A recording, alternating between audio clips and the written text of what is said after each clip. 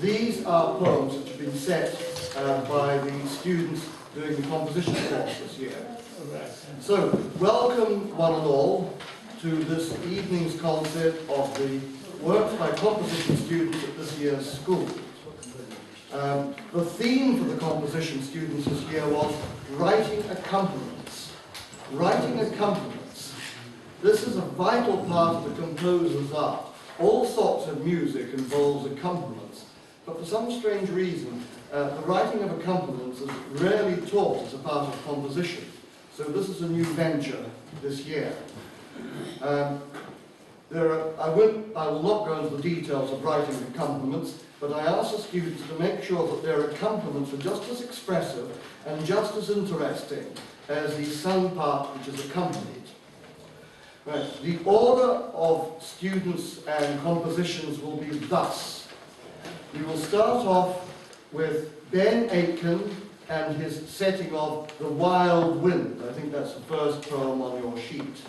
Ben Aitken, The Wild Wind.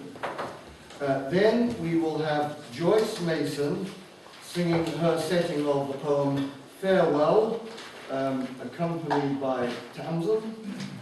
Then third up will be Jill Waterson. Have I got your name right this time?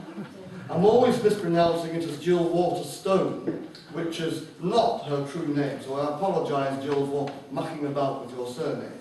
So third up will be Jill and her own setting of Farewell. Then we will have Tim Martin and his setting of the B-Boy song. He will accompany himself on the baritone ukulele. Then we will have an aria from Steve Randall's opera about the life of Lord Nelson.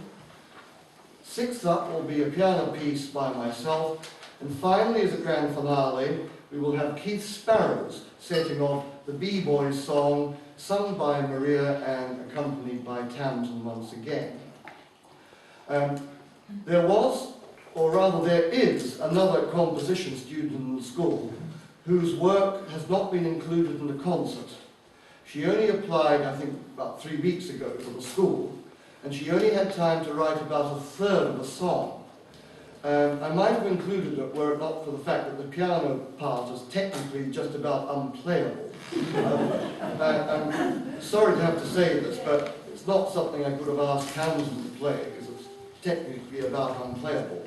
But I do hope that Anita Grimwood, who's over there lurking by the middle window, I hope that Anita will make progress and continue the song she started writing on The Wild Wind. As far as it goes, it's a very fine song. So, I have to apologise for one thing, in a sense, and that is the fact that I've included in this program 2 recorded versions of music. As a rule, I don't like having recorded music mixed in with a recital of live music. Recorded music tends to sound flat compared with live music. But the 2 pieces in question are so fine that I felt I had no option but to include them in the concert. So we will now in a moment hear Ben Aitken's recording of his choral setting of The Wild Wind. He has written this for a soprano voice accompanied by a choir. Only the soprano sings the words of the poem. The choir, for their part, sing in a mixture of syllables, rhythms and dynamics designed to suit the words, and I think they express them very well.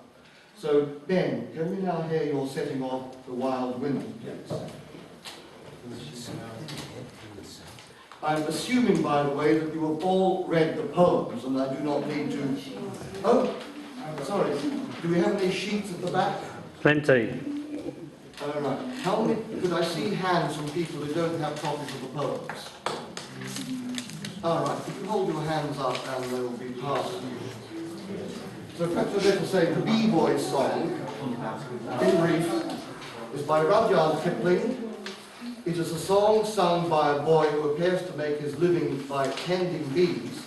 And in the poem, he's telling us about the ways of bees. The Wild Wind is a poem by J.R. Tolkien, who wrote Lord of the Rings. This is a poem that describes a great storm that first of all breaks over a forest, then it rushes across the wilderness, And finally, the storm takes off into the furthest reaches of the sky. The third poem is by Li Bao. It's a translation of a Chinese poem written about 1300 years ago. It describes how two men who are close friends are having to bid farewell to one another just outside the city of Chang'an, the Chinese capital. One of the men is going on a long journey of many hundreds of miles. He may not return from it. So the farewell is a fraught one.